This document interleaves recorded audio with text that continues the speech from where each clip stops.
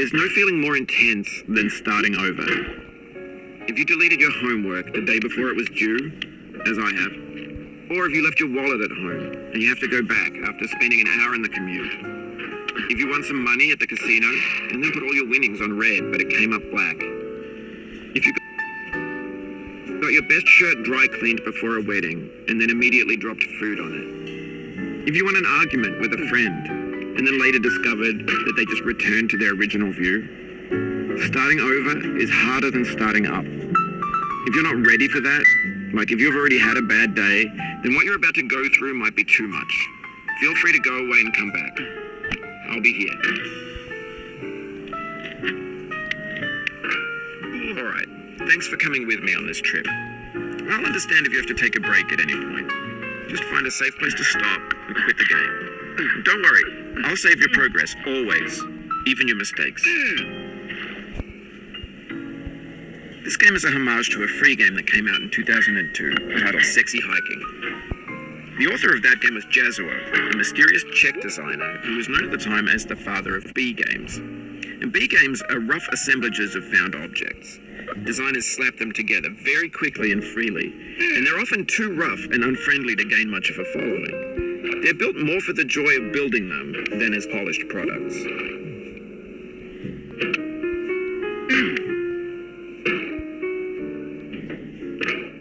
In a certain way, Sexy Hiking is the perfect embodiment of a B game. It's built almost entirely out of found and recycled parts, and it's one of the most unusual and unfriendly games of its time. In it, your task is simply to drag yourself up a mountain with a hammer. And that act of climbing, in the digital world or in real life, has certain essential properties that give the game its flavor. No amount of forward progress is guaranteed. Some cliffs are too sheer or too slippery, and the player is constantly, unremittingly in danger of falling and losing everything.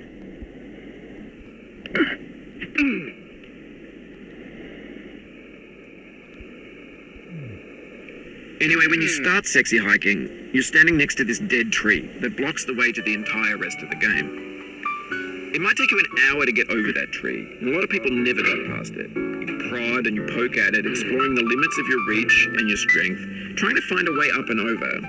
And there's a sense of truth in that lack of compromise. Most obstacles in video game worlds are fake. You can be completely confident in your ability to get through them once you have the correct method or the correct equipment or just by spending enough time. In that sense, every pixelated obstacle in Sexy Hiking is real.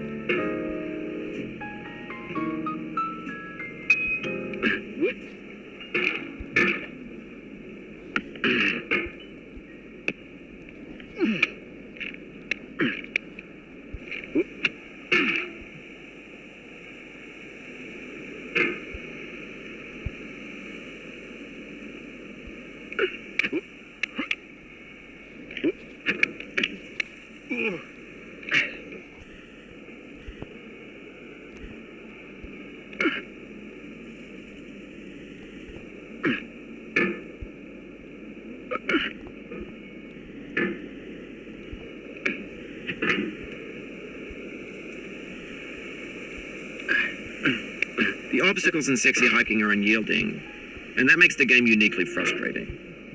But I'm not sure Jazzuo intended to make a frustrating game.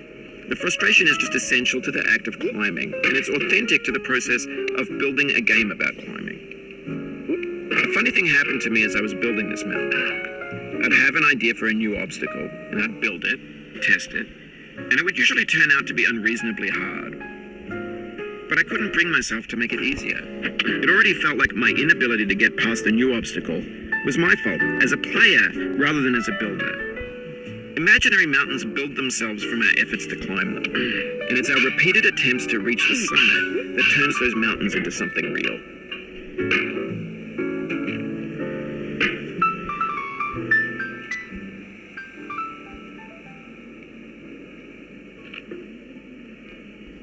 When you're building a video game world, you're building with ideas.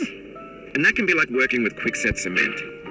You mold your ideas into a certain shape that can be played with. And in the process of playing with them, they begin to harden and set until they're immutable, like rock. And at that point, you can't change the world. Not without breaking it into pieces and starting fresh with new ideas.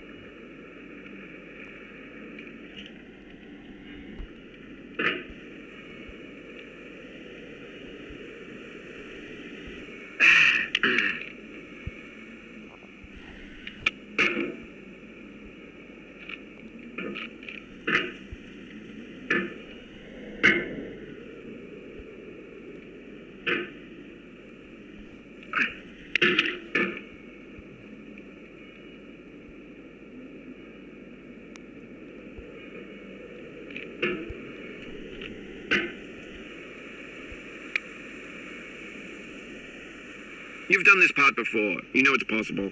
Just do what you did the first time.